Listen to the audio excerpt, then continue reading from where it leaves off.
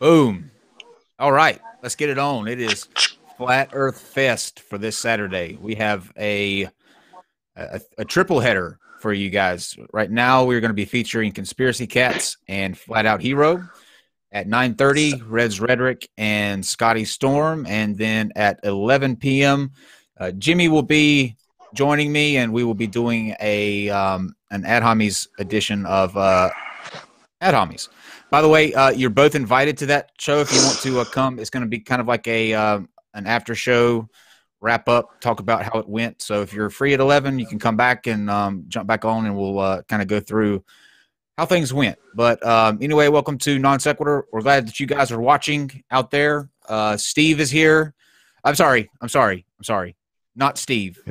Deceive McCreep is here. I'm Lyle. Thank every you. time his mouth moves, we Oh, that's you. Yeah, that's me. That's him. The one and only. Yes, it is. Hashtag we did not go to the moon.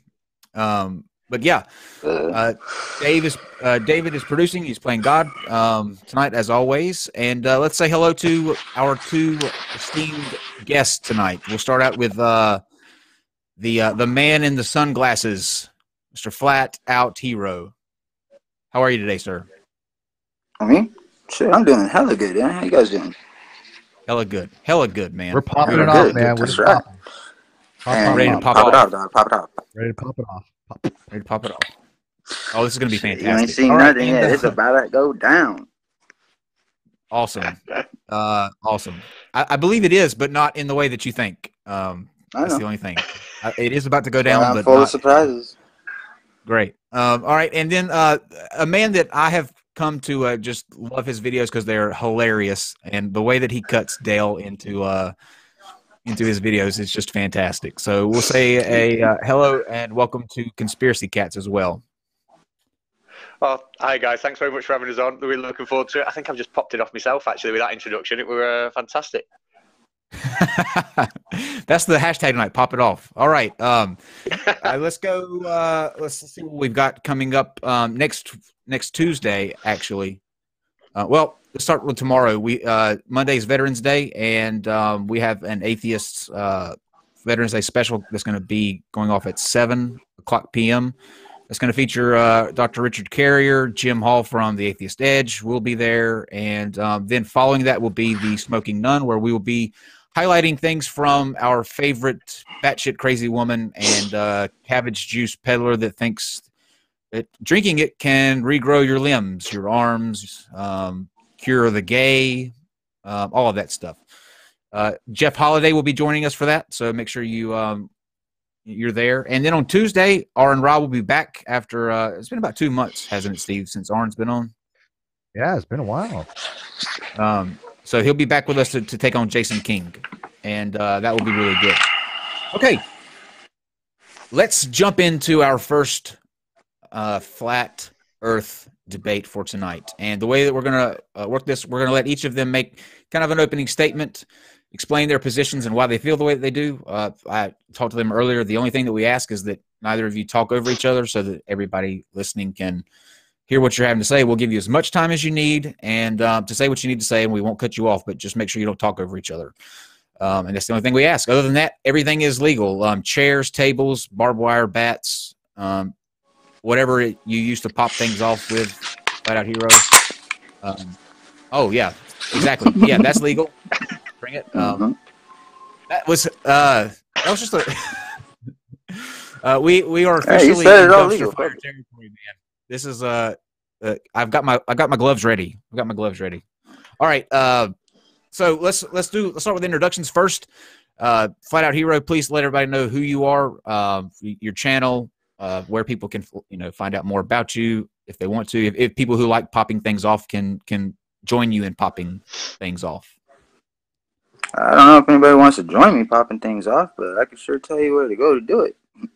Again, my name is Flat Out Hero. I'm part of the YouTube community that is trying to make a movement to present Flat Earth to the world, to try to spread truth about it. And basically, the entirety of my movement is me. So I'm taking on the world. You're your own movement. Yep.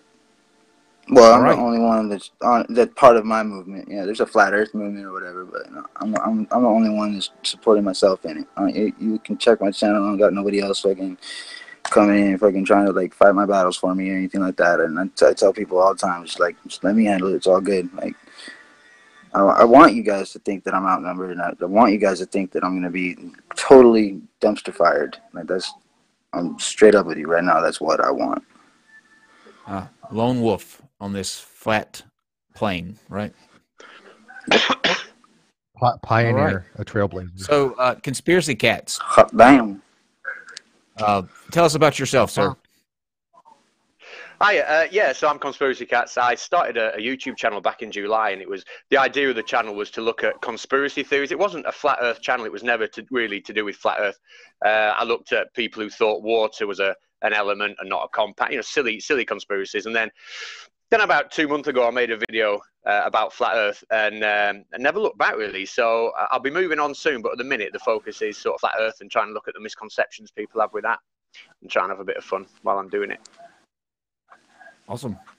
All right, it's go time. Pop off whenever you're ready. Flat out hero. Why is the Earth flat? I will pop up. Oh, am I answering the question? Sure. Is that I got to answer the question for. Okay, why is the Earth flat? Because that's the way it was made. I don't know how it was made, and I don't pretend to know anything about a model. I don't pretend to know anything about how shit does work.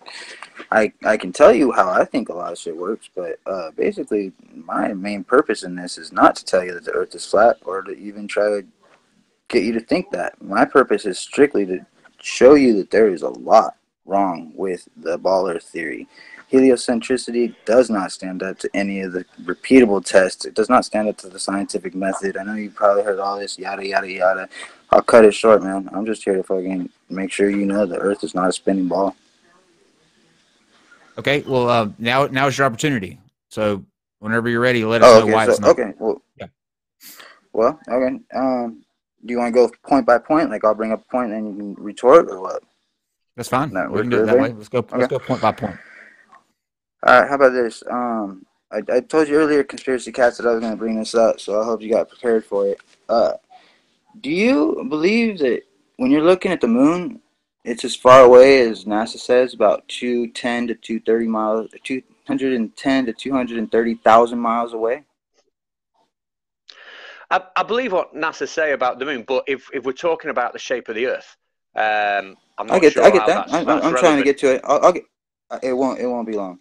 Again, so in order to say that you believe them, then you would have to be able to say that you can repeat being able to see something with your bare eyes from one position, but then when you're standing at the thing that you're looking at and looking back at where you were originally standing, that you have to use insane amounts of zooms. It's not even commercially available.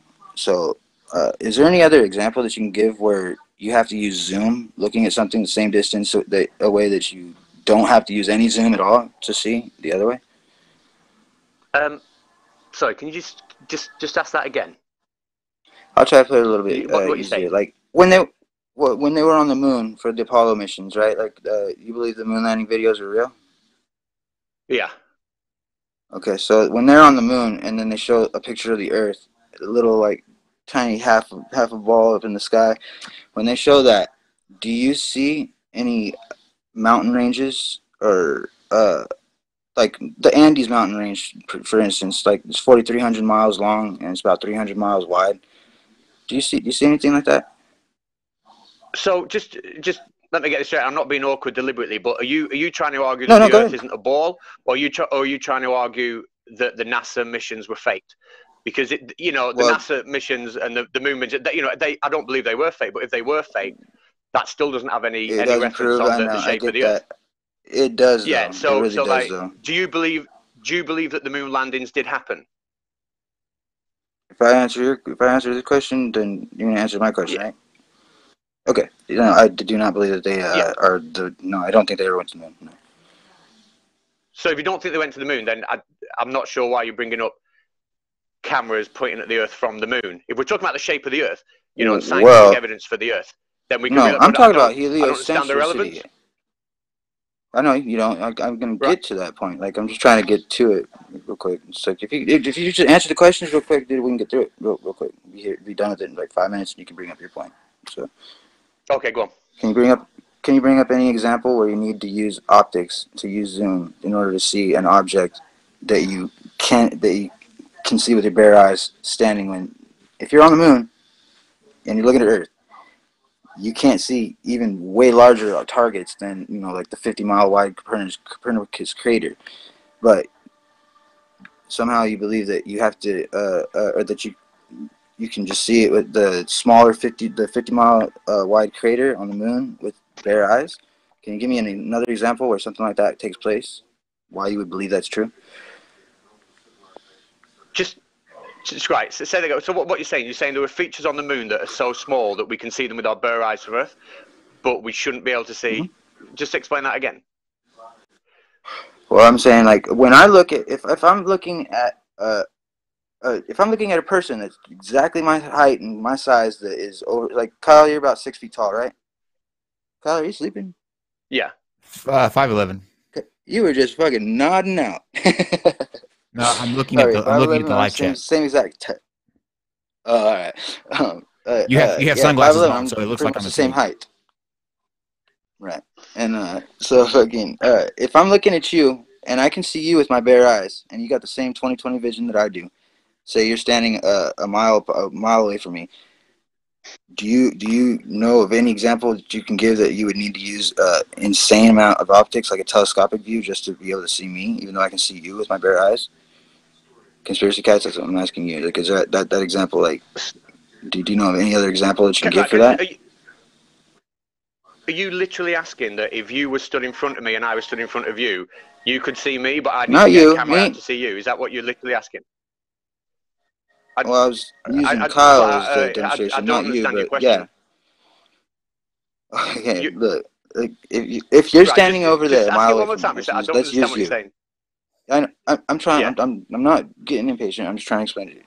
When you're standing a mile away from me, and we're the same height, and we have the same 20/20 vision, say, can you give any other example where it takes place that I would need to use optics, whereas you don't need any optics? You can see me with bare eyes.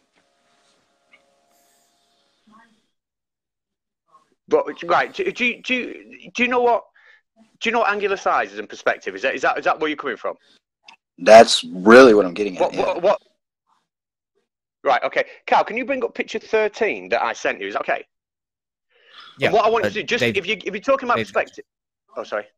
Oh, it's Dave. Sorry. That's great. What I want you to do, Flat, if you want to talk to me about perspective, I'm going to show you a picture. Can you explain what your 13, picture 13, please?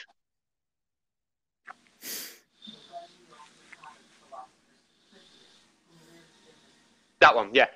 Can you explain to me, just going to get a picture, what you understand by perspective? Just so I can be on the same page. What do you understand perspective means? Because if we're going to have a chat about perspective, I need to know we're on the same page. All right. Well, again, my version of perspective, like, what, if I'm talking about my own perspective, is what I am able to see, what I can see because of angular resolution, or because if something gets too far away from me, it's going to get too small, come to a point, and disappear at vanishing point. So that's what perspective means to me. Right. Right. So when you say angular resolution, just define what you think that means. The ability to, the angular resolution is how clear an object is, and looking at it from whatever distance you're looking at. It's just how clear you can see it. So the ability to distinguish between 2 points at a distance. Right, so if I'm looking at you and you're looking at me, and we're both the same height, then we're both going to appear at the same angular size as each other, aren't we? Yeah, we are. Right. Kind of sounds ridiculous, right? Relevance to what you're saying. No, because that's exactly what happened. Don't try to jump at each other without. We wouldn't need an optic. Neither of us would, right? So we would look to each other exactly the same angular size, right? So go on. What point are you making? Okay, well, the point I'm making is the fact that the Copernicus crater is 50 miles wide, only 50 miles wide, right? You can see it with the bare eyes from Earth, And when you're only 300 miles high at the ISS, you can't even make out a continent. Go to ISS live feed right now. You can't even make out a continent. It's just clouds and water because it is so the clouds aren't far away from them. No, well, I mean, it's never not cloudy, though. Like, I mean, the only time I've ever seen it break from just clouds and water was when they tried to show the 6 times America's-sized hurricane that was battering the eastern coast of the United States while all the webcams were showing no wind whatsoever and people walking around on the streets. But, yeah, like, it doesn't matter. It doesn't matter when you look at it. Like, the ISS feed can't make out even a 4,300-mile-long Andes mountain range. Like, why is it that you're on 300 miles high and you can't even make out that huge target, but you believe that you can stand on Earth and look at the crater? I'll go back to what I was saying earlier on. If you know, I've not brought NASA into it. I've not brought space into it. And I'm not going to bring NASA and space into it. If you want to have a debate about, if you want to have a debate, no, what I'm saying is, if you want to have a debate about, is NASA, you know, real, and is NASA fake? Is it a conspiracy, etc.? You know, all the space missions. Then that's a different thing. If we're going to discuss, you know, the shape of the Earth or the heliocentric theory, I don't, you know, we need to be talking about scientific evidence, not your opinion on whether NASA. That's not that's not my opinion. I'll tell you what. I'll even give it you. I'll give you, for everything we're going to do today, that NASA fake everything. You can have that because it's irrelevant to everything I'm going to bring. We don't need NASA. So you can have that. You can have that as your point. NASA fake everything. You can have that. So what's your next point? What's your scientific point?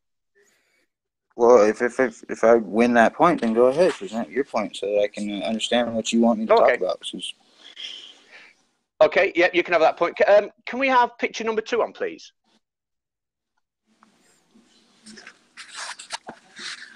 Score. Right. Okay. Flat Out Hero, are you familiar with Polaris? I know what it is. You know what it is? Just so I know we're on the same page, can you explain to me what it is? North Star, the one that's always above the North Pole. Right. And exactly, it's always above the North Pole, isn't it? And whenever we move away from, and this is something you can do, I can do it now, you can do it, and I've got videos of people doing it all over the world. Wherever we go from the North Pole, whatever latitude we're at, Polaris will be at that exact angle in the sky. So this picture here is showing us if we're at 30 degrees latitude, Polaris will be at 30 degrees from the horizon in the sky. Now, I'm sure that you understand the geometry that's on the screen. I'm sure you understand that. It's just simple, you know, parallel angles. You're sure about that? But, okay, so the 30 degrees there, the line that's coming up from 30, that where it intersects with the circle, that's our latitude of 30 degrees. Now, you know, geometry tells us that the angle I've labeled 60 and the angle I've labeled 30 have to be those angles, all right? So if we're looking at Polaris at a latitude of 30 and Polaris is 30 degrees in the sky from the horizon, okay, which is what we see when we actually look at it, and then if we repeat that, whatever latitude we go to, that tells us one thing. That tells us that the tangent we're looking at any point on that globe has to be at 90 degrees to the surface of the Earth. And guess what is the only geometric shape in existence that has that tangent at 90 degrees towards the center of the shape? It's a sphere.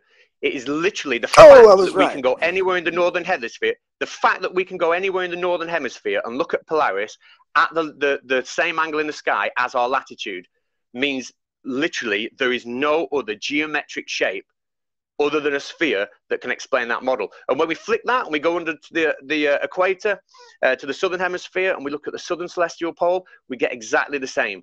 We look at the southern celestial pole and it's exactly at the angle in the sky as our latitude. Now, I've got a video of that from Malaysia, which has got a latitude of about 2 degrees. Now, just let me see what video number that was, because I've got it here. Just give us a second. It's video 11. Can I pause you? Can I pause? Yeah, go on. Like you're kind of overloading me with some shit. I can respond to like little bits and pieces, but you're throwing me way off with all that shit. Like, why is that straight line, that little short 30 line? Why is it straight if it's a latitude, or like why isn't it curved? The line that's straight is what we call a tangent line, and a tangent line is at 90 degrees to the center of the shape. Okay. With a sphere, if we draw a tangent anywhere on the shape, it's always at 90 degrees. A sphere or a circle, sorry, is the only geometric shape that we can ever get a tangent line at 90 degrees to the center. Now, only if that tangent line is at 90 degrees to the center will we be able. Why is a tangent line different on? Okay. Okay, I'll show you. All right, can you see my my circle? That's not. I didn't mean that in a rude way. Can you see my circle? Yeah. All right. Okay. If I was to draw a line on that, so here's a tangent line. All right, I've done that freehand. I can't see anything. I don't see your screen at all. I don't see anything. That's not going to help. I still don't see anything. Can you can't see anything. Can anyone else see me? Am I? Can you see me? Yeah, you're fine. We can see you and hear you. Go on, please. Oh, really? It's Steve, got two pictures of me on the top. Oh, the diagram. Move on along with your finger. Move on along. It's going to be very difficult to see that drawing because of the. You're going to have to put it like right to the camera. No, not you, Conspiracy Cat. If you want them to see that drawing, you're going to have to put like right in front of the camera, kind of thing. Well, we can put the slide back on, can't we? Slide number.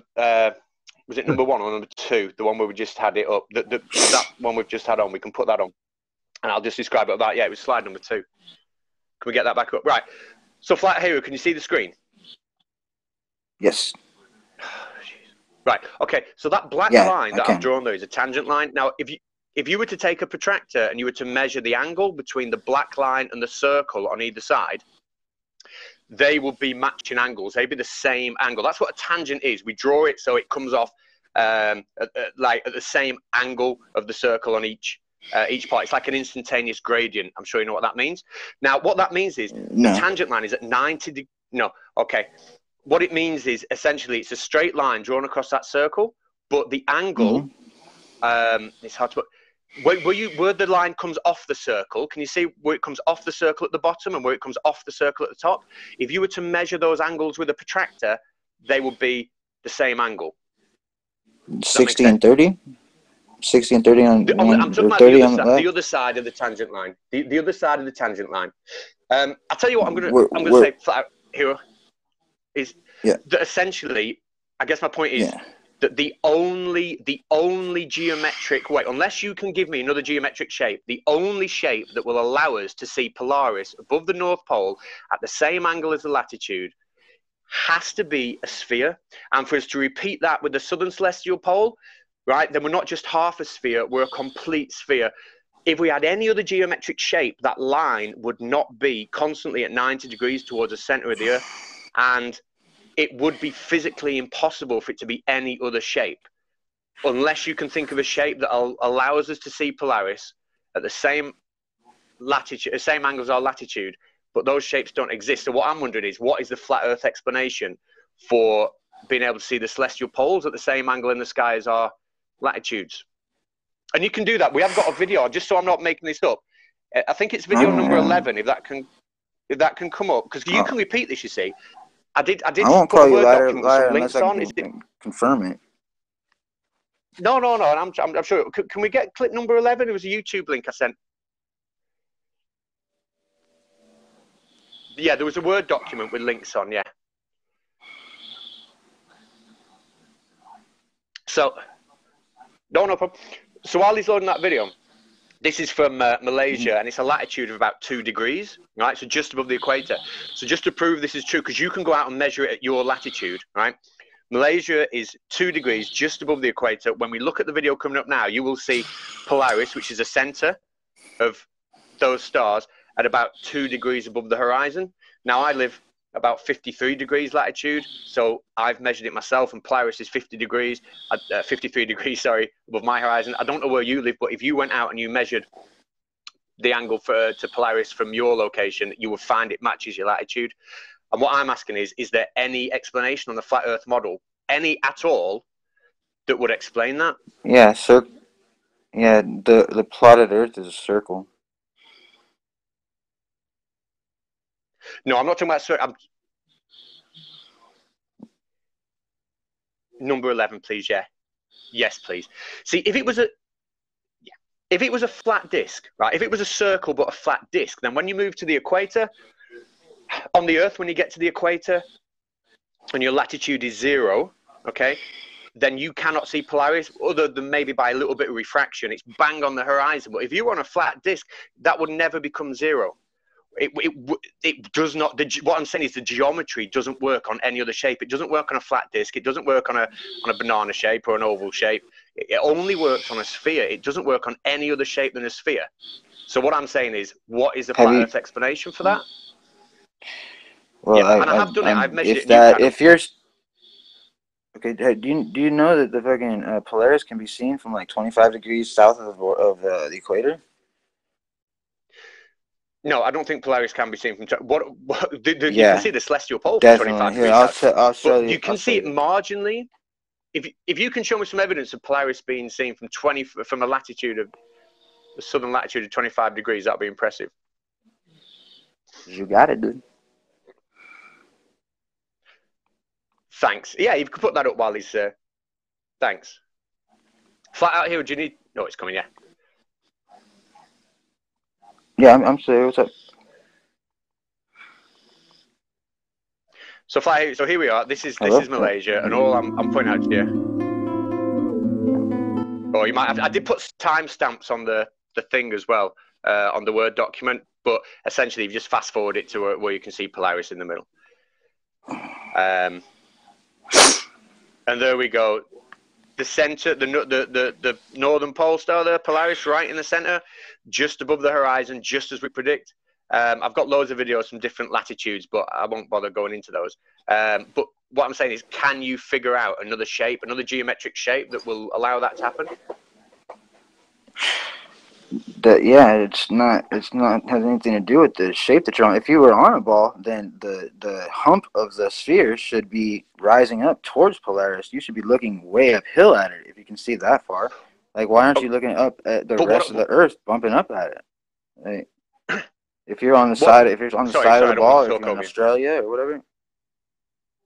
Okay, like you hear what I said? Like, if you're on Australia on the side of the ball, or you're on like.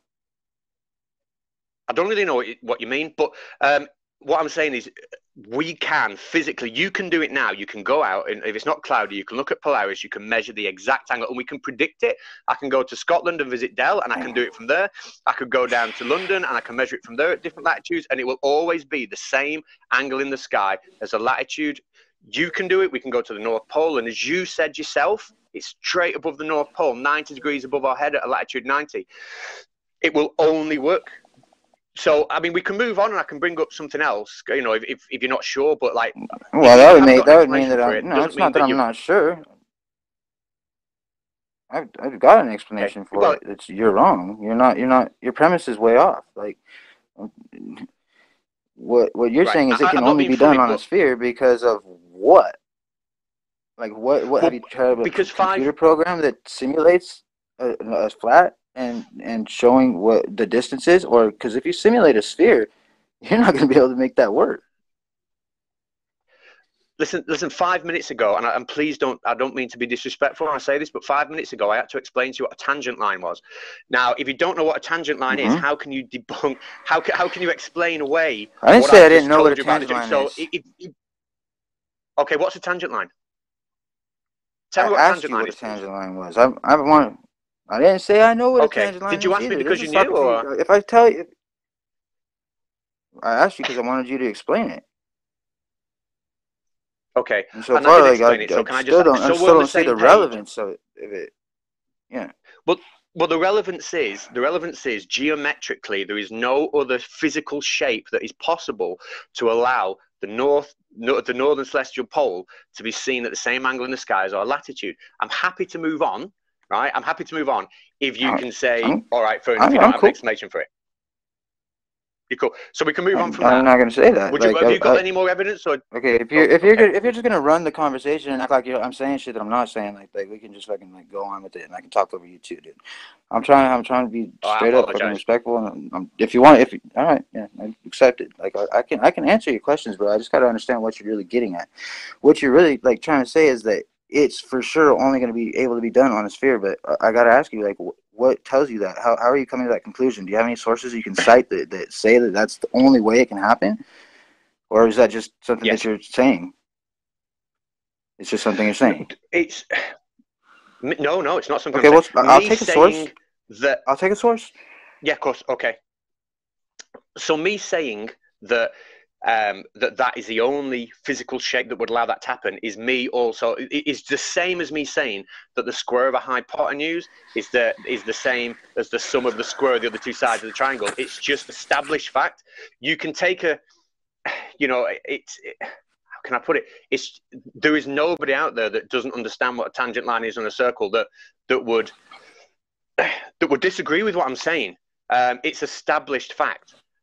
You know, it's like you asking me now to prove that planes have wings. I can't go and get a plane now and show, but we all know planes have wings and bananas are yellow, all right? And we all know that a tangent line is at 90 degrees to a circle. Okay. Yeah, I can show you a million videos and pictures and fucking how to build a plane. Like, you know, I can prove that it has wings. Like you're just not. I'm asking for a source, bro. Like I know you got an opinion and I respect your opinion. I'm not even saying it's a bad opinion, bro. I just want to know. Where's the source? Because just because you're saying it isn't really impressing me. I want to know who else has said that. Okay, literally any math. I don't mean to say not impressing me. Like I'm just saying, you know. Okay, one. Oh, it's not impressive maths. It's pretty basic. Like literally any maths book you will ever put your hands on will have that in there. Great. What's the name of any maths book? Anything to do with geometry? Where's the one you got it from, dude? Was one I got it from. Well, I've known this since I was about 10. I learned this at primary school about the tangents. But I'm a science teacher, so the maths books I use, and my wife's a maths teacher. I mean, I could run upstairs and wake her up and bring a maths book down. But let's move on to the next point because. Wait, hold on. You're a science teacher? No, I don't want you to at all. I'm like right where you're at, bro. You're a science teacher? I know. Well, yes, not for much longer. Really? Like, for what grade? Yeah, I bet. What grade? Up to 11 to 18-year-olds, so I don't know what grade that is in America. High school? Graduates? Seniors? All right, that's cool. That's interesting, dude. That's props on that. But it's funny to me that a teacher would have taken the first point I made and not, like, take me to town over it. And then just go to the first point that you're making is going to be something that's completely just... I guarantee you, 99% of this audience has no idea what the fuck you're talking about. They might be saying that they do, but they're really not. I do. I do. Just FYI, and I can guarantee probably 90%. I would say not upwards of 99 who's actually graduated second grade probably knows what he's talking about, actually. So I will throw that out there. I think it's pretty well ubiquitous that most people have a common understanding of things like Pythagoras theorem and that the sphere is the only object. No, it's not. No, but his talking about that the sphere is the only place. The model that he's using tangent lines, which means I'm gonna explain to you what a tangent line is because I think that people that already know this. Against the side of the circle. It's on one point, right? Okay, so it's 90 degrees from the center of the circle, right? It's orthogonal. You have a orthogonal line come up like this, and you have a tangent line. So it's on one point. The only way that would work when you have parallel lines coming in this way, so we would see it from different places, is on a round Earth. We see it at the same height. Matter of fact, Malaysia is like 4 degrees north, if I'm not mistaken. So if you go below the equator and you're no longer on northern latitudes, you no longer can see it because you're no longer at a point where the parallel lines are coming down towards you because you're below that point. And I think that probably 99% of the entire audience probably does know that. If they don't, please let me know and we can continue down that line. But you want to go on a different line, Conspiracy Cast, because I don't think he's quite yeah, I mean, I'll give it to you because I'm not gonna be a bitch about it, but you know, honestly, I just don't. Well, whatever. Yeah, here, you get a point. One apiece. Go for it. I gave you NASA, so it's one apiece. We're drawing. There you go, 1-1. There you go, 1-1. Fair enough. There you go. I do. I mean, if you've got something to show, if you've got something to show, then it's your turn. If not, do you want to show something, or do you want me to go on? Well, I'd like to address Wolfie's answer to my challenge because that really has to do with the shape of the Earth, and there's no way getting around this one. So if everybody's ready, I'd like to address Wolfie and you and everybody else that's accusing me of reneging on my fucking challenge. And if that's okay with everybody. My time to shine. Yeah? Good. All right, so if we take a bunch of flight charts that are sectionals, say that there's the size of the FAA sectionals, which picture like LA and Chicago, that area, that small little section doesn't show any curvature, but you can piece them together and make a map of a state, and a map of a country, and then you can make a map of the world if you lay them all out. What the problem with Wolfie's latest video, where he actually did map that, right? I don't know if everybody's familiar with my challenge. The challenge is to fucking start at any place in the world, except for, well, I mean, any place in the world, travel from point A to point B. When you get to point B, make a 90-degree angle turn either way, and then travel the same distance you traveled from, travel straight lines, go the same distance you travel in the first one, second leg, and then when you get to the second, or point C, you're going to make your second turn. And then if you're on a ball, you should travel the same distance that you traveled the first two legs, and you'd be right back where you started. But if you map it on flight charts that are laid out into a big map, and it doesn't matter how, if you got the whole map of the world, which nobody's shown yet, but if you were to do that, let's say that we got down over here, right? I don't know if anybody can see this. I'm just going to try to do this real ghetto real quick. That's how I roll. Sorry. All right, so we got over here, this corner right here, let's see. All right, so we got this corner down here, right? If I can get up there. This guy. All right, right there's the first sectional we put, all right? So we put another sectional, another sectional, another sectional, another sectional, another sectional, another sectional, and then we build up to the next one. Go all the way across, go all the way across. Build up all the way from Antarctica all the way up to North Pole, right? So it's basically what would be a Mercator-style projection, but the only problem with that is when you lay out flight charts and you piece them together and they're stuck to the floor, let's say you glue them to the floor so that you're actually looking at a huge map of the Earth. When you start at the North or the South Pole in a Mercator map is going to be this entire bottom line of the map, right? Okay, well, if you lay out the sectional charts, that doesn't happen anymore. Now the South Pole is going to be at whatever flight chart that you actually have it pictured in. So if it's right here, let's say we got the South Pole actually pictured in this flight chart, and we've built up over here and built it all the way up. If we start right here and we travel the way that Wolfie did, and then we make a turn, and we make another turn, that's the correct pattern. That's the perfect criteria. But that's the South Pole. This is not the South Pole. Does anybody see a little bit of a problem with that? Or can anybody explain why when you piece together all the pictures of Earth, the little pictures of Earth, and you piece them all together, and you can still navigate by that map that you piece together because it is as accurate as a picture of it, how is it that you are able to, or you're not able to return to where you started when you started? Okay, well, what I'd say with that, first of all, two things. I mean, I'm not a pilot. This isn't my proper response, but a little bit of appealing to authority. Wolfie 6020 is an actual pilot, and I'm going to suggest, right, without any offense, that he probably has a better understanding of flight charts than people who aren't pilots. Okay, my layman response, because my layman response, because I've never used a flight chart myself, right, and I've never flown a plane myself, will be simply, let's say you take a spherical shape like an orange, right, and you peel the orange off, and then you try and lie that orange flat and turn it into a two-dimensional image. You're gonna have problems, aren't you? So if you're looking at a two-dimensional screen and you're trying to so it's the problem isn't with the fact that you can turn 90 degrees twice and end up at the South Pole. The problem is how you're transferring a three-dimensional spherical shape to a two-dimensional iPad or piece of paper. And I'd say that's causing you confusion. We're talking about flights. We're not talking about ships or truck routes. We're talking about the third dimension of depth and height. We're able to use the third dimension over a 2D map because that's reality.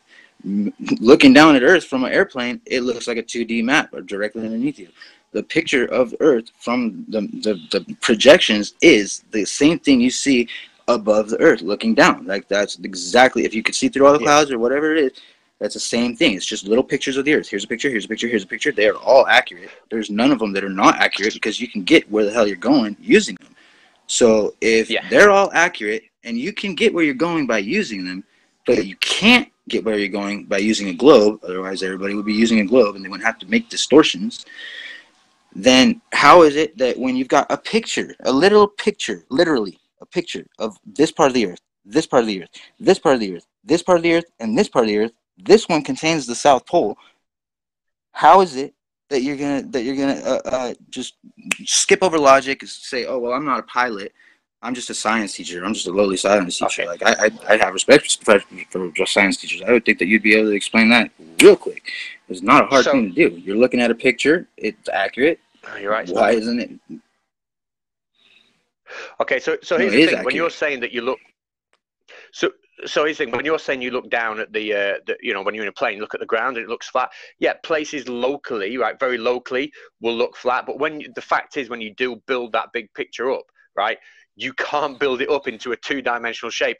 The fact is, like we've just established with the Polaris question, it builds up into a circle. You can't lay out two-dimensional printouts of a piece of paper and expect to have the same, you know, geometry and you know, expect to have no sort of distortion of that three-dimensional shape if you lay it out as a two-dimensional shape on the floor. Try it with you could do it. You can take an orange peel, right, and you can take that orange apart and you can press it on the ground and you won't be able to do it. You're doing it backwards, bro. What that is if you were to take pictures of Earth, or take the sectionals, create a map of Earth using just the sectionals, then try to wrap that around a ball, you're going to end up with a bunch of missing flight charts because they're going to be where the folds are. And it's funny because there are a bunch of missing flight charts when you try to find all the published flight charts. Imagine that. Well, what I'll say is, right, Wolfie's a pilot and he knows what he's talking about. Secondly, even if there was some sort of conspiracy and all the flight charts in the world were wrong, we're talking about scientific evidence, like I'll present in a minute, that talks about the shape of the Earth. I tell you what, you know what? I'm happy to give you this. You can have that one, right? So it's 2-1 to you. That's fine, right? You can have that. Can we move on to my point? I could talk about this all day. I've been really wanting everybody to really understand that. So no, you can have it. I don't agree with it. I don't agree with that, and I think other than appealing to authority and saying, well, actual pilots know what they're talking about, and because you don't understand what I'm talking about, taking a 3D shape and turning it into a 2D shape, I think we'll be here all night if I don't just give you that. Well, okay, I understand that though. Like I'm saying, if you were to take the pictures that you laid out, which are now you can navigate by all those pictures, whether or not you add a bunch together or not, those are accurate pictures. They're just pictures. Like there's nothing different. Like if you were to map the world using actual photography, take a picture, replace the maps with the pictures. That is what I'm talking about. You don't have to be a pilot. You don't have to be a freaking rocket scientist. You know, it's just that's the way it is. That's the picture of Earth. Like that's it. Okay. So, I'll take let me ask you a question. Let's go next. Right. Let me ask you a question before we move on, because I'm going to steal it back. But before we move on, let me ask you a question. All right. Right. Let's say you're stood in the middle of a circle. You've got all your friends and family all around you in a circle. Yeah. You stand with your camera and you take a picture. You take a picture of the people stood right in front of you.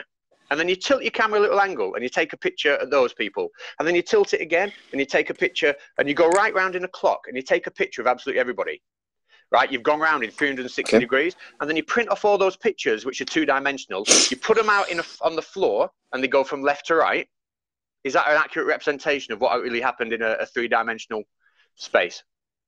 Yes or no? Well, no, because now you're taking 3D. You're not taking pictures of a 2D. You're taking 3D, and you're trying to put it on a 2D. You can't take a 3D and put it on a 2D. You can fucking use the third dimension over a 2D map. Yeah, absolutely. Like you can have a flat map and say this is where the flights are. They're flying above it. They don't have to. Just because they're using third dimension doesn't mean that the map has to be 3D. Like it's above it. It's not restricted by any of those laws.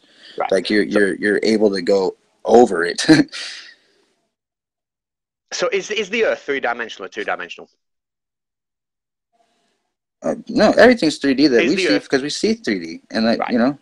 So and the flight charts cover the entire globe. So you are taking, by definition, if we're doing flight charts of the whole Earth, and you have just told me the Earth is 3-dimensional, by definition we're taking a 3-dimensional image and trying to stretch out onto a 2-dimensional plane, or we're taking lots of little clips of a 3-dimensional image and then trying to stretch it out. But even you said that the map was 2D. Really, you said that, not me. You did. Right. Well, you said the map was 2D. You said that. Yeah, a flat iPad screen is 2D and a piece of paper is 2D. But having said that, I think I can hear a dog barking. Is that yours? Oh, you know, it's quite all right. As a matter of fact, as a standing thing with us, we have to have a dog bark at least every flat Earth debate. Matter of fact, the original podcast we started doing, every one we did had a dog barking. It was just surreal. It couldn't go a single podcast without a dog barking. So it's fine for us because we're used to it. Yeah. My guard dog. Right. Can we bring up the first video link that I put on that Word document, please? The first video link. And while that's being loaded, right, Flat Out Hero. I object. No problem. What?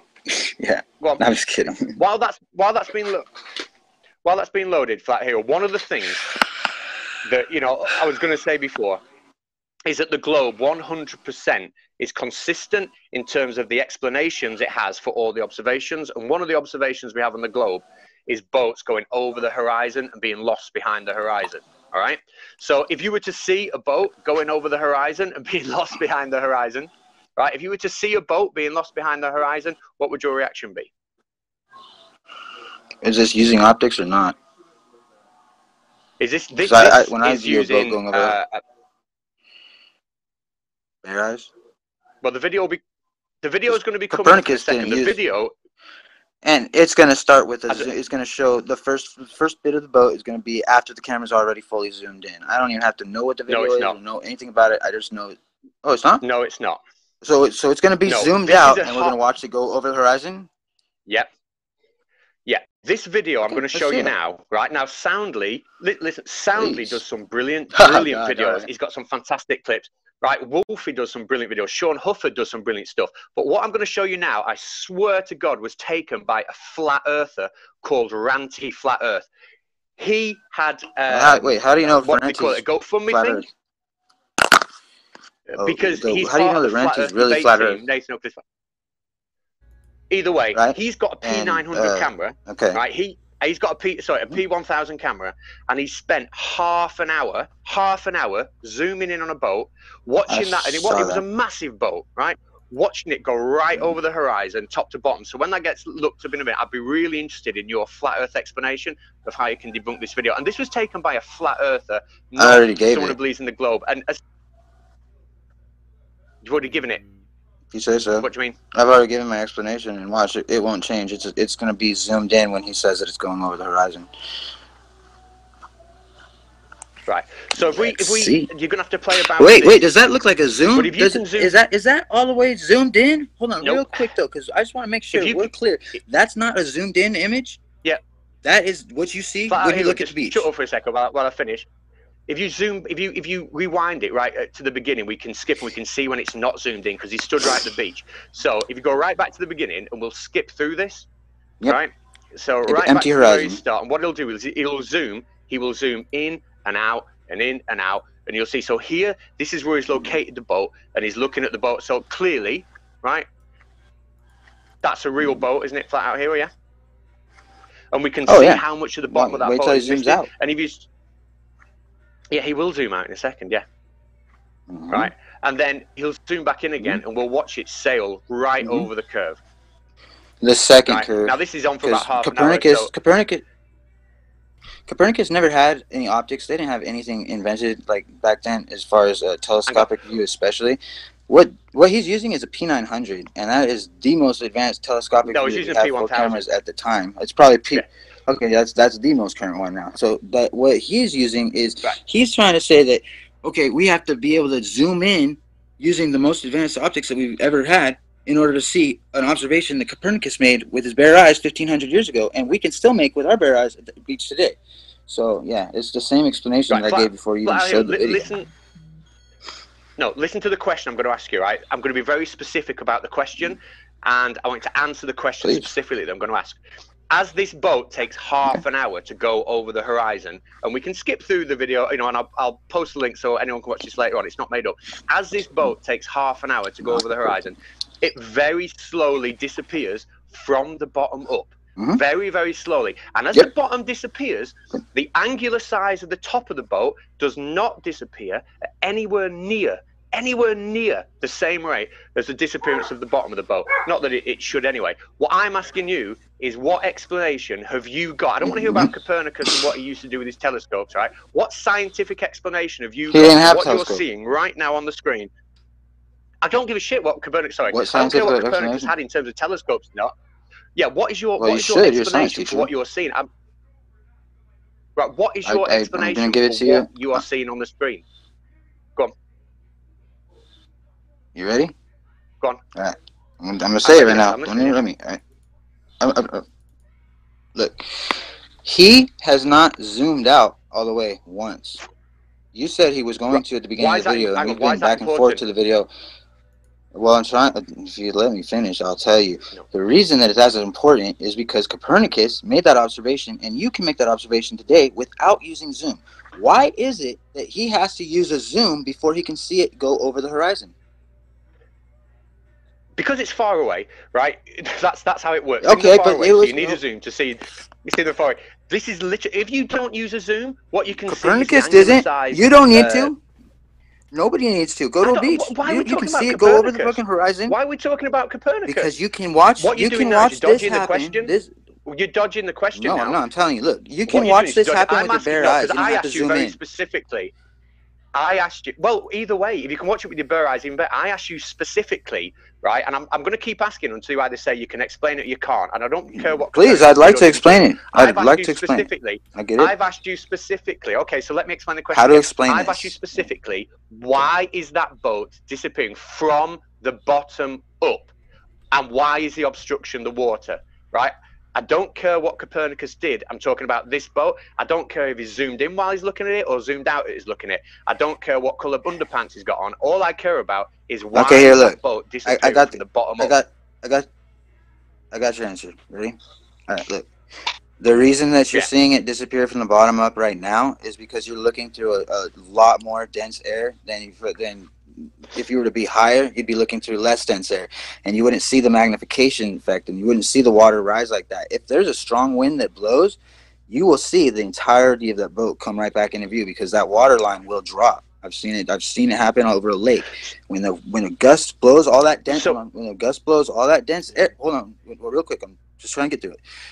When a gust of wind blows all that thick, dense air and really gets it all cleared away, like a real strong gust comes through, you'll see that horizon, that water line, drop all the way down. Like on one video I've seen, that you can barely see the tops of the trees, and then fucking 2 seconds later, after the wind fucking blows, you can see the trunks. You can see all the way down. You see all the leaves and the trunks. How did the horizon drop right because of the wind? Well, hang on. So what you're saying is, right, that the air somehow is that dense, it's somehow blocking it. That doesn't explain why it disappears from the bottom up. It doesn't explain why we can see the turbines in the turbines in the background are further away than the boat. So why can we see the turbines in the background if it's distance that's doing it? They are further away from the boat. They're taller. And what you've got to explain to me is why does it happen? And this is the thing that you're refusing to answer. Why does it happen from bottom up?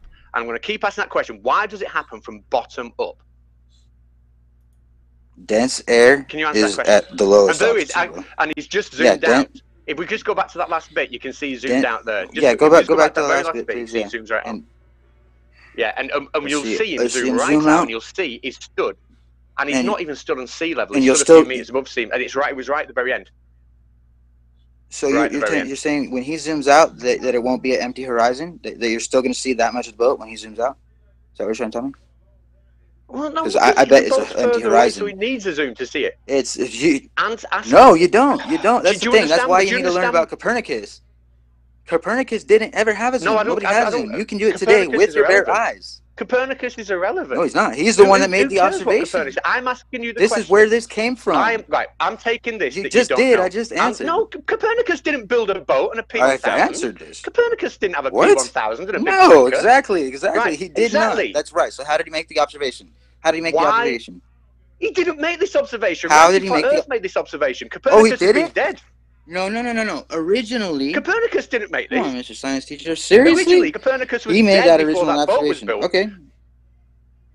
What? Right. What boat? Not this boat. I'm talking about the observation. observation of a ship over the horizon. A ship over horizon observation. Are you really like, that like this ship you now that I'm talking to you about? Yeah, it's me trying. Right, okay. What I'm asking specifically, right? And Copernicus doesn't come into it because he was dead before the boat was built and the camera was made and Ranty was born. Why is the boat disappearing from the bottom up? Because it will disappear from the bottom up when the density. Dude, if you bye what? Like if you zoom in, then you're saying that you have to zoom in order to make that observation. Like I want you to commit to that. You're saying you have to. Right. The question is why zoomed out. Where's the boat? Where's the boat? Bottom up. Perspective. Where's the boat? It's gone over the horizon. Where's the boat? We've just seen it go over the horizon. That's why it zoomed out. It's gone over the horizon. Right now, when it's zoomed out. Do I have to say this when 8 it's zoomed times? out. You can say it as many times as you want, bro. Like it's not going to change it. Okay, how is it that he has to use a zoom to see that? How does he have to use a zoom to see it go over the horizon? Because it is far away. That's fine. You can see one. You can watch it with your own eyes. Angular side. Look, it's gone. It's gone there. You can see on the screen now. It's gone. Bye bye boat. It's gone. I understand it went over the second horizon. It's disappeared from the bottom up. What second? Right. You can accept the loss line, bro. If you can't, just the second horizon. The first one is with your bare eyes. If you have to zoom in. Explain to me the science behind the second horizon. Explain to me the science behind it. Yeah, you're fucking looking through an optical instrument, seeing something that you cannot see with your bare eyes. Because if it was with your bare eyes, it'd be gone, just like it shows. There's no boat at the horizon. It's already gone over over that horizon. If you zoom in, you pull it all the way back in. So I did. Yeah, there's no need. You're not watching the boat go over horizon. You're not watching a boat go over the horizon. You're watching a boat go over. We've just watched a boat go over the horizon. I saw a boat over a horizon. I'm pretty sure that boat. Except for the fact that when you, well, I'm sure you guys are, but when you stop and think about it for 2 seconds, how did it get out of view of Randy without using optics? How did it do that? Did it come to a small point and disappear? Because it was a boat and it sailed far away. Whoa. No. It went over the horizon. They zoom in. It's right there. It's not over the horizon. It's not over the horizon. They zoom in on it. It's there. It went over the horizon. I can tell you. I can tell you from experience, and being in the Navy for 4 years at sea, once something goes over that horizon, you can have the most powerful telescope ever invented. You're not going to see it. We just saw a video where that's not true. We just saw that boat was not visible when you zoomed out. It was already over the horizon. Why would it? And there's plenty of videos that will show you. There's plenty of videos that'll show you empty horizon and zoom in. Steve is saying the exact opposite of what you're saying. Steve is saying what? That if you zoom in, there's a certain, like, you could zoom in all you want with the most powerful telescope you got. There's a distance at which, if the boat goes over the horizon, you will not be able to zoom in. That the curve should block you. Yeah. I get that. It should block it. And that's what my point is. He's not saying anything different to me. No, he's saying except for. Okay, when you're watching that ship with your bare eyes before it goes over the horizon. No, I didn't. But now look, when you're watching a ship go with your bare eyes. Zoom and I'm looking at it. Okay, well, if you don't care about it, then you're not going to understand what I'm talking about. Well, I'm trying to explain it to you. If you just like calm down for 2 seconds and like go work with me, bro. Like I've been working with you fine. You're dodging the question. I haven't been argumentative at all. No, I'm not. I'm trying to get you to fucking let me answer it. All right. We can't have you guys talking over each other. Hang on. We can't have you guys talking over each other. So let's try to get this on track. He's asking you what you mean by second horizon. I'm kind of curious about that as well. Can you explain to us what you mean in your own words by second horizon? Yes. All right. I got the floor. Got it. Good. All right. If you fucking look through awesome, thank you. If you look through no optics whatsoever, you will see it go over the first horizon. That's how it exits your vision. That's what Copernicus saw. That's what everybody can see when they go to the beach. It will go over that first horizon. Now, when he starts his video, it's already gone over that first horizon. He's already watched it go disappear bottom first, and it didn't get to a point. It went bottom first over the horizon. Now he uses a zoom, uses the camera. He pulls it fully back into zoom. That makes it impossible to do on round Earth because that should be looking through the Earth to see the boat. That's what I'm saying about the second horizon. You're looking through a lot more dense air then, but you're still looking through a shitload of dense air just to see it with your bare eyes. That dense air can be blown out of the way, and it'll move that magnification of the waves or the water, especially over water. Air gets really dense, and when that makes that magnification effect really, really pronounced. So when you see a gust of wind blow the horizon and make it look lower, look for videos of it, man. There's plenty of evidence to see it. People aren't even flat earthers that have they catch it by accident trying to zoom in on shit. It's what happens, man. Like, it's just dense air. The first horizon is what you really should be worrying about, conspiracy cats, because like no matter how much you want to deny that Copernicus has anything to do with it, that's the reason that we're talking about this today. It would not have been if it wasn't for Copernicus, we wouldn't have the ship over the horizon fucking issue to talk about. In order for him to be seeing that boat that he zoomed in on, he's already had to have seen it go over the horizon. So that's why. That's why. Is there something you don't think that I'm telling the truth about? I can show you what I'm talking about if you want. I just think there's specifically you don't understand. Okay, what specifically? Let me just put one flaw in your question and see if you can answer this. If you are saying that somehow the density of the air is cutting off the bottom of the boat, right? Why do we see the water line rise in relation to the boat then? Why can we see the water line that high up, but the boat somehow is magically cut off? And why is the boat magically cut off at the exact point the water line meets it? And why does the angular size of the top of the boat not disappear as fast as the bottom of the boat?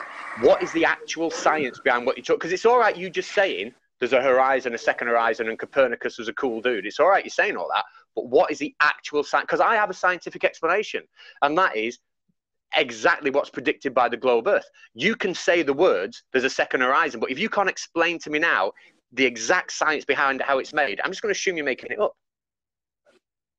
Well, you can assume whatever I want, man. I just told you it's density. Air has density. If you're looking through the most dense part of the air, okay, it's going to be more obstructed. So let me ask you a question then. By the way. Mm-hmm. So if I was to take, just let me ask you a hypothetical question.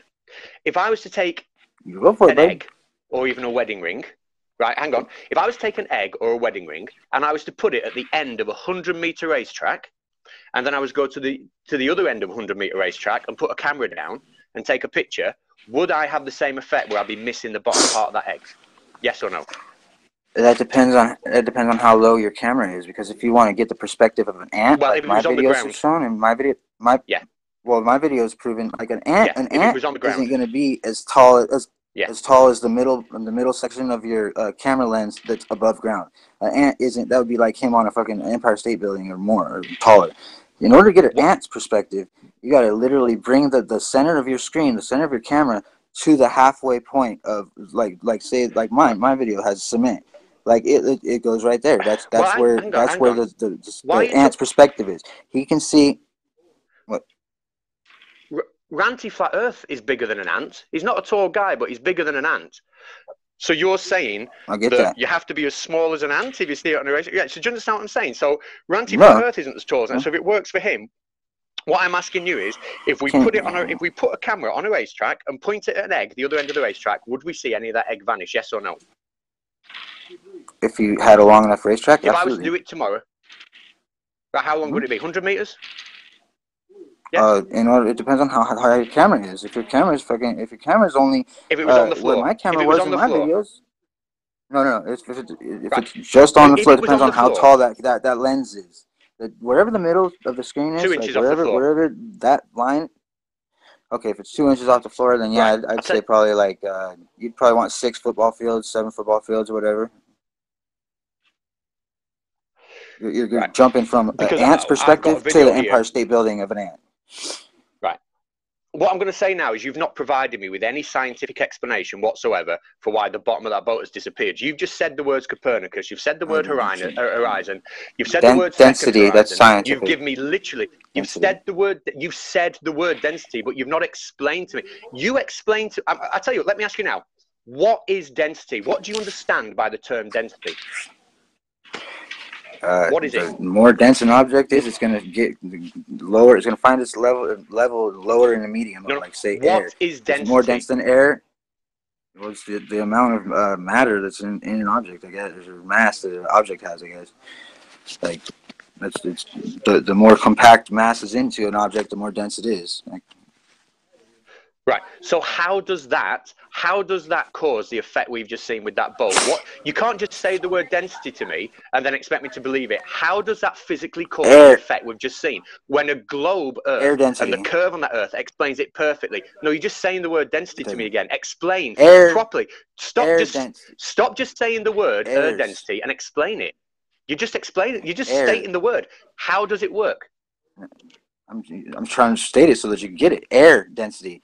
When air has more, when it's more dense, air lowest and like closest to you're closest to the bottom, the crust of the Earth. Say, when that air is that close to the Earth, it's harder to see through because it's going to refract and it's going to create a distortion in your vision, which is what the horizon is. Can we bring up picture 17, please? Picture 17 that I gave you. Can we do that? Absolutely. So you're saying that the air closer to that water is denser, yeah? So let's have a look at what actually happens when we've got light traveling through a medium that's denser up into a medium that's less dense. Let's have a look. Oh, there we go. Right. So the liquid here at the bottom is more dense than the liquid at the top. And we can see that as that light rises, it refracts, and it refracts as it gets into the less and less dense media. It refracts away from the critical angle, away from the normal, as it comes into the less dense medium until it hits a critical angle, and then it comes right back down again. So if I was stood at the other end of that fish tank, I would still be able to see, if I was stood on the right hand side, I'd still be able to see the left hand side. This is what you are saying should happen if it's down to density, right there in front of you, but that's not what we're seeing. We're seeing a total obstruction and a total blockage, and all you can say to me is the word density. You're just repeating it over and over again. This is my scientific demonstration of why you're wrong. Can you give me a proper scientific explanation without just saying the word density? Yeah, I definitely can, buddy. Put that back up, please, if you could. That'd be awesome. Okay, now look. You see the middle of that hump, the tallest part of that little dome you got there with that line? That's the horizon. That's a laser. Buddy. That's actually light. No, that's light. That laser, when you're standing, I get that. When you're standing on either the left or the right side, I get that. Like we're talking about. Work with me for a second, bro. Right or left, you're standing in the right corner or the left corner, doesn't matter.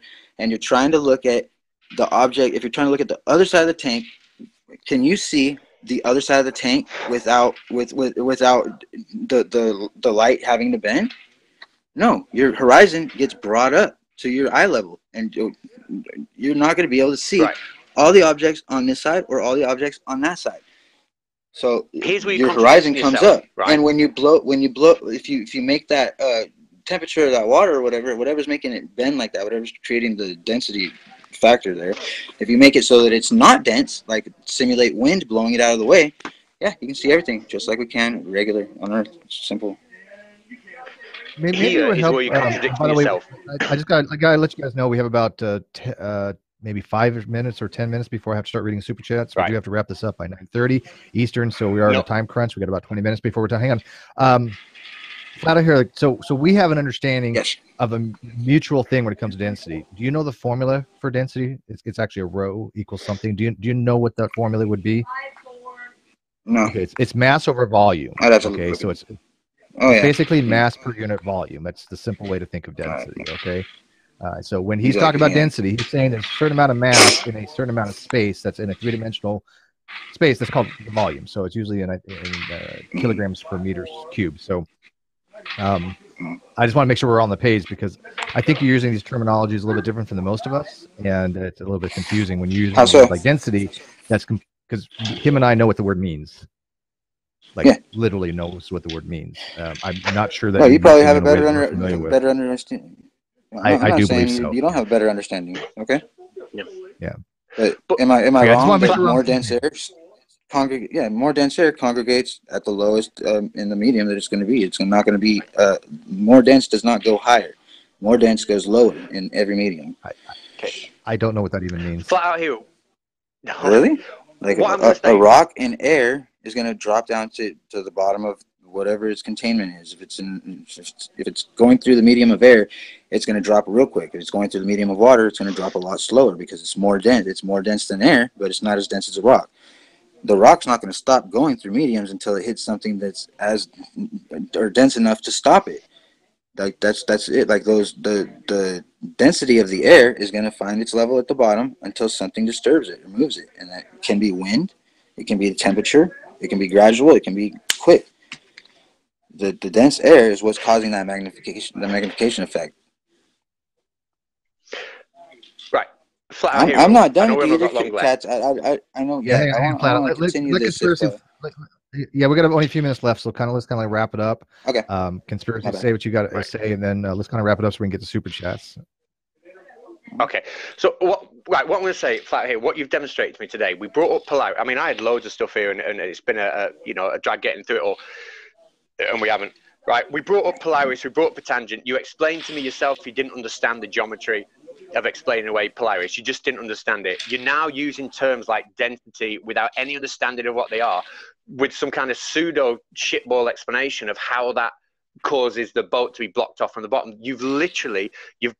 I urge you to sit back and think, right, do I actually have a proper explanation for what is going on? Or am I just saying words that I've heard other people hear just because they've used them in a context that might help me out right now? You are literally just using words that you've heard before. You literally provided absolutely no explanation for how the bottom of that boat disappears. Do we have time for any more questions, or are we disappearing? We could take some questions. The only thing I might want to add is the fact that when that ship is going over the horizon, right? If you're not zoomed in, you're going to see it go smaller and smaller because the angular diameter is going to get smaller and smaller. You're going to see less and less of the boat that's coming over the horizon that is visible. When you zoom in, now you can see that same amount of boat, but you see it larger because you're zooming in, so it's towards your frame of reference. But you're not going to see anything that's already gone below the curve, and I think that's what Conspiracy Catz and like every other person on the planet is trying to explain to flat earthers. It's going away to your vanishing point is what it actually is. And as you zoom in on that vanishing point, now you're seeing what is left over the horizon that's still above it, and now you're just zooming in and you're seeing that part. So when you zoom back out, you're not going to be able to see that with the naked eye very well because we have very low acuity at 100 miles away or something. So you have to zoom in, but you're not seeing any part of that ship that is already going over that, what we would call the first horizon, and obviously the only horizon, because that's the only one that exists there. There are other types of horizons, but you're just zooming in on something that is left over that your naked eye is not going to be able to resolve because of resolution issues. Hey, Steve, Okay, here, Steve. I'll give this to you, dude. I think that you're probably. Oh, I answered. Well, I was just asking. I don't want to speak for Conspiracy Catz. I just want to make sure that he's on the same page as me on that. I think he said it. Dude. No, absolutely, yeah. Okay. Yeah, that's pretty much exactly what I should have said. But like, but my point is, this is a frustration, right? When I ask flat earthers things about boats going over the horizon, they throw back these throwaway terms like, oh, it's density, it's a second horizon, it's an angle of attack, it's perspective. Nobody else says that. But literally, me. Who else says that? Believe me, they do. Right? They do. Right. But literally, when pressed, just like you've been pressed tonight, when actually pressed for a proper scientific explanation, right? You can't give one. And what you're showing is that literally you're using these throwaway terms without any kind of understanding of what you're talking about, but you're sticking by it like glue, right? What I really urge you to do, honestly, is go away and learn what density is, learn what refraction is, right? Learn what perspective is, learn what geometry is. And if you did that, you'd see that all the things that all the observations you make in the real world fit with the globe model perfectly. Oh, right. That's right. That's what I'm saying. All right, we have a lot more super chats than I had intended. So, Flat Out here, why don't you give us a 1 minute wrap from your perspective, and then let me get to the super chats, because this is the only thing that's going to help me kill the pain later. I go out and buy some alcohol. All I got to say to everybody out there is go to a beach. If you want to see if I'm lying, I beg you to try to prove me a liar and try to make a video showing that I'm a liar. Go film a boat going over the horizon without using a zoom, and then watch it go over the horizon bottom first. Watch it do what it just did in his video when it was all the way zoomed in. And then for yourself, after it cannot be seen anymore with your naked eye or the camera's unzoomed, zoom in on that empty spot where you know damn well it just went. see the whole fucking video that you just saw right now through your own eyes, through your own camera, know that you just saw it go over the first horizon. Now it's going over the second horizon, and realize that there's no vanishing point when it comes to boats going on the horizon. They don't get too small and then disappear into a point, or come to a point and disappear. That's not the observation. That's nowhere near, like, vanishing point. It shouldn't even exist on the ball Earth, because everything should be below the horizon. You shouldn't have a vanishing point on ball Earth. It should all disappear bottom first, over the horizon. And I know that these three guys right here are probably way more intelligent than me. I'm not even going to argue the fact that I don't think I'm smart, but I know that I'm perceptive, and I know for a fact that you can go and do it yourself. And that's all we're trying to say. As Flat Earth doesn't want you to believe the Earth is flat, bro. We want you to get out there and start learning all these things that he just accused me of not learning for yourself. There you go, people. Go learn it for yourself. First thing he said that I actually agree with this entire show, so I will agree with him on that. So anyways, let's get through these real quick. Steven Stein, $2. Who's that ugly bald guy on the left? I think that's one of your friends, by the way. You know this guy? Because I think he's one of your friends. Hi, Steve. Yeah. Steven Stein says another $2. Oh, that's just a potato. Steve McCray, that was me. I did a super chat, and I said I regret my life decisions right now, and I do. Oshkosh Bujosh, $5. Ask Flat Out Hero if he has paid Wolfie 60-20, $100,000 yet. I don't think that you have. No way. So he's got to complete the challenge first. Forget that part. You don't believe that he has? I know that he hasn't. Do you have $100,000 to give him if he can prove? No, I don't have $100,000 at once. My description. Okay. My description in the video said I'd give $1,000 a month. Yeah, I can do that. Okay. No, I can do that. Oh, okay. I offered that. I offered $100,000, $1,000 a month installments. I got you. Nothing shady. That's legit. I was completely straight up. Like, yeah, I'm not a rich motherfucker. I just put my money where my mouth is. All right, we gotta get through these super chats. There's a lot of them. Thank you all. I'm sorry for you had to listen to this. So it'd be $2. Do parallel lines intersect? Do you know that? By the way, if two parallel lines intersect, you. Yeah, parallel lines can never intersect. But they can appear to through perspective. However, there's no such thing as two parallel lines in our universe. Wait, perspective will make things. They will make things disobey the laws of physics. Like, we're not going to see it be parallel the whole way. It comes to a point. It converges to a point at a point. That's just how your perspective works. Like, no, the lines aren't fucking really converging. That's just what your optical illusion is, because that gets too far away from you. It has to come to a point. Everything has to come to a point. Unless you got better. Jostein Follett, $20 in Crohn's. Once again, I demand the right to bear arms. Yeah, I don't blame you. By the way, I should recommend to you, when you watch this show, don't have weapons around. It could be leading to some dangerous things. Don't involve firearms. Always have weapons on deck in case something happens. Make sure you can defend yourself no matter what. Don't ever listen to somebody saying don't have a gun when someone could have a gun. Always have a gun. Non sequitur and weapons. What the laws are. Okay. Chris E, $5. Ask him if he plans on playing Wolfie again. Well, we'd already talked about that. Also tell him he gives potheads a bad rep. We're not all this woke. I don't know. By the way, pot's legal, so I'm not trying to blame you. Are you a pothead? How am I giving anybody a bad rep? Just because I'm a pothead, that doesn't mean that every pothead's okay. You're a pothead. So, I was just curious. I mean, Kyle's a pothead. I'm a proud pothead. I don't. I rep. Okay. Anything other than that, or just pot? Just pot? I love everything, dude. Shit. No, not just pot. Oh, okay. Fuck no. Except I don't drink. Gotcha. Okay. You don't drink. You know what? I'm going to be starting very soon. Hannah Anderson, $20. Thank you, Hannah. Lovely, Hannah. We all problem. She says, "Here's a few bucks for some new oven mitts. I'm sure yours would be shot by the end of this stream." Yeah, I've already like had to throw away a few of them. So, thank you. Steven, again, $5. Simon Dan's destroyed Catz in their last debate. Flat Out Hero continuing the trend. Shocking. Yeah.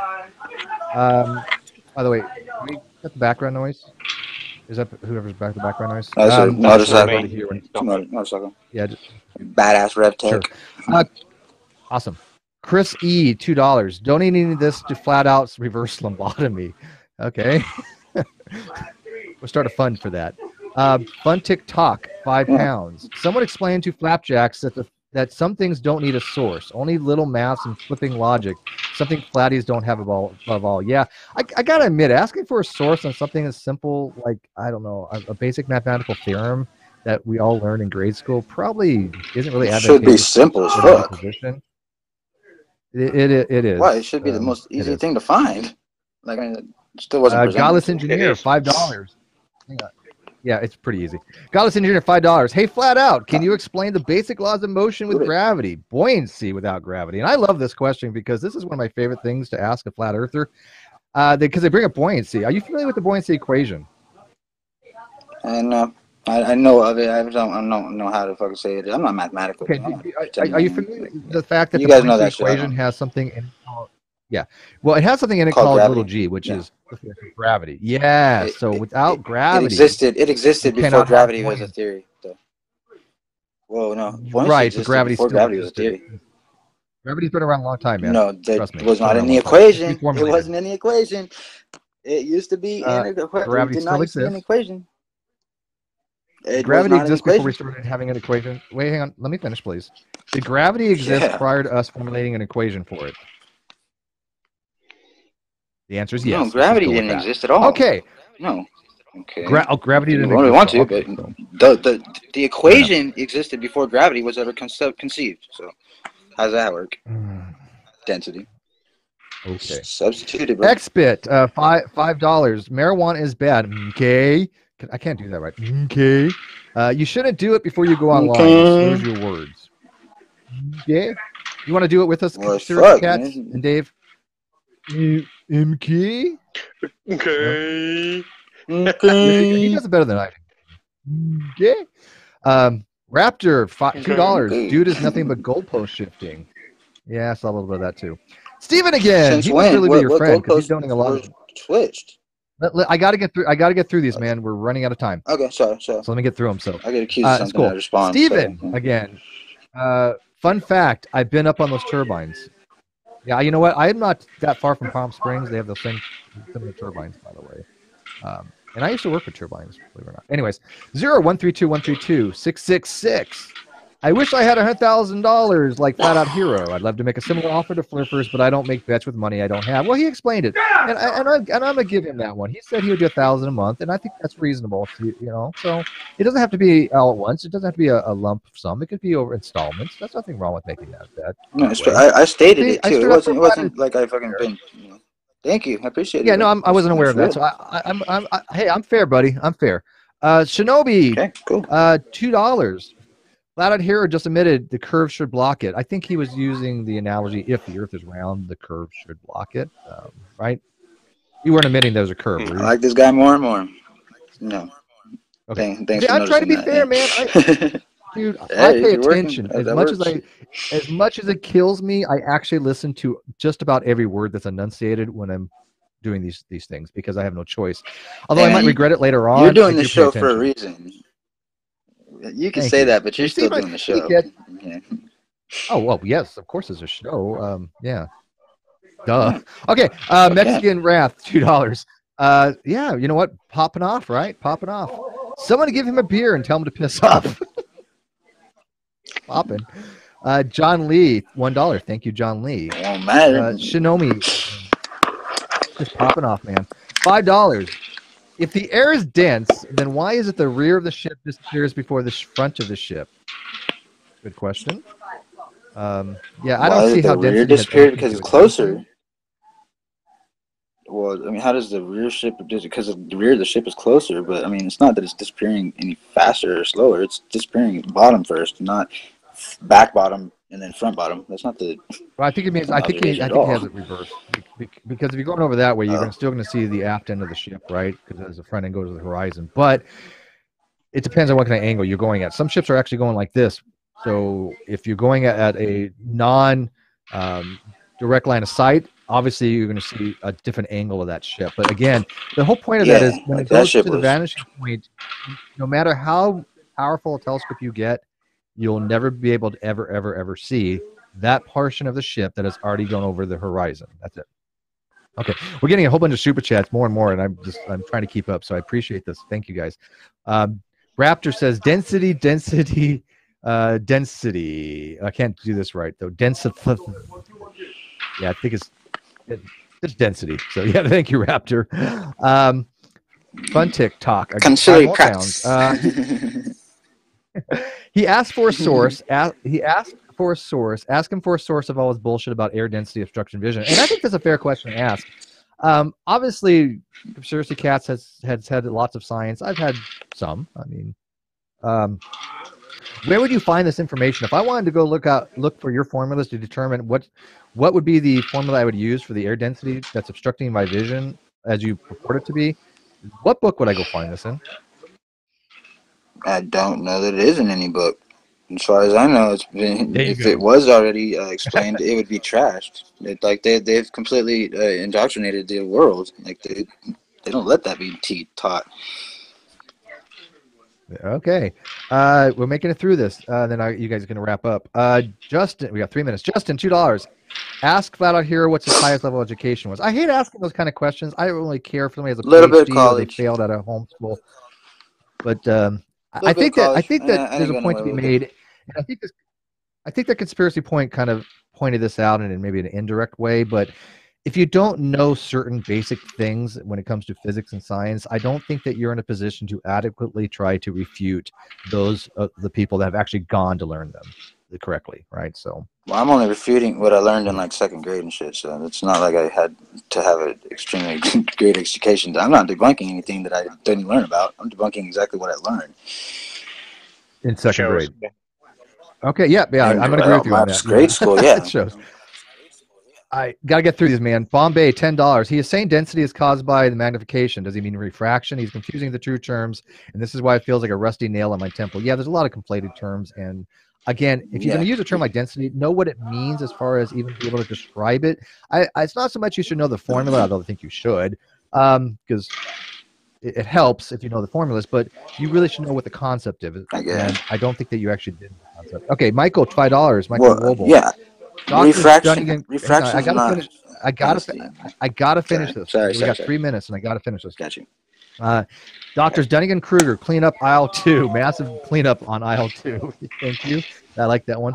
Mark, $5. Flat Out Hero lacks the minimum cognitive skills required to make it possible to have a rational discussion with him. By the way, you're gonna have to mute. They can't hear if anybody the background noise is going because it just it causes problems. Mute mic for a sec there, Flat Out Hero. Just mute it. Or Dave can hard mute you. Okay, thank you. I think that's with any flat earther, by the way. Oh, so much better now. Nacho Witness, $2 Aussie. My Aussie forehead hurts after this one. I'm just glad that you're hanging on for dear life, Nacho. I don't want you to fall off in the sun because I have found out from Red Eye, and I actually believe him on this, that the #1 death in Australia is not from that weird shit animals and everything like spiders you got down there. No, the #1 death in Australia is actually from spontaneous harness failure, where their harness fails and they literally just fall out into the sun and die. It's a horrible way to go. Yeah, so I don't want that to happen to Nacho Witness because he's hanging on for dear life, man. That harness is the only thing that's keeping him attached, and spontaneous harness failure, it's legit. Don't die that way, man. Hoosier Atheist, $5. I'm pretty sure Conspiracy Cat's shoes are smarter than him. Maybe just the left one. Okay, maybe both. Sandring, my buddy, who had a birthday yesterday. $10. I have watched an aircraft carrier disappear bottom first from the horizon using extremely high-powered binoculars mounted on the signal bridge of our ship. I've seen this personally. Oh, I have on my ship. We all get a turn with the binoculars. We've all seen kind of things. Yeah, I just look at the stars too a lot with the binoculars. That's amazing. When you're out in the middle of the ocean and you have no light pollution, it is surreal. It is like you are on a different planet. And last but not least, I think that might be last. Rapid X says for £5.50. He said real flight charts, the only ones that pilot use. They're your goalposts. There you go. And by the way, we do know a lot of pilots. Wolfie's not the only one I know. Negation of P is also a pilot, but he was busy. But we have actually got your argument, and we'll bring it up to him as well. 2 more. Stephen, he didn't say conciliary cats once. Conciliary cats once. $2. What did I miss? Stephen and Nap. Oh, not much. We're wrapping it up to one more, and then we'll be done, and you can finish it. Catz, you have the patience of a saint. Density. Thank you very much. Yeah, well, let's have Dave remove my my little photo card so that I can. Welcome back in the nick of time, brother. It's dark. Yes. So let me ask this question: are we all flat Earth believers now? Yeah, I'm convinced. Oh, I'm agnostic now. Did you pop off flat out hero? I popped. Did you pop off? No, I didn't get to. I'd like to have finish it sometime. Okay. Yeah, I didn't get to my fucking. It got cut off. I didn't know it was gonna be that short. Oh, okay. Well, we'll have. All right. Well, we can do that again. I'm ready for next time. So yeah. Awesome. Cool. Well, hang around then, just in case Scotty doesn't show up. Let's talk to Reds. Well, actually, I do gotta probably. Well, I gotta go check on something. I might show up in the end of it though. Like how long are you guys gonna be doing it? Oh, we'll go all night, man. We'll talk about the shape of the planet. That's important. I'll be back like 20 minutes after I dip out right now. All right, man. Okay, Conspiracy Cats.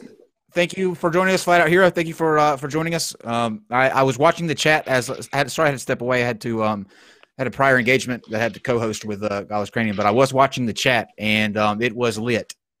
Let me tell you, a lot of wokeness happened. So we're gonna get situated for the next go round. Red's Rhetoric and Scotty Storm or Flat Out Hero again. We'll see, but we'll be back in about 15.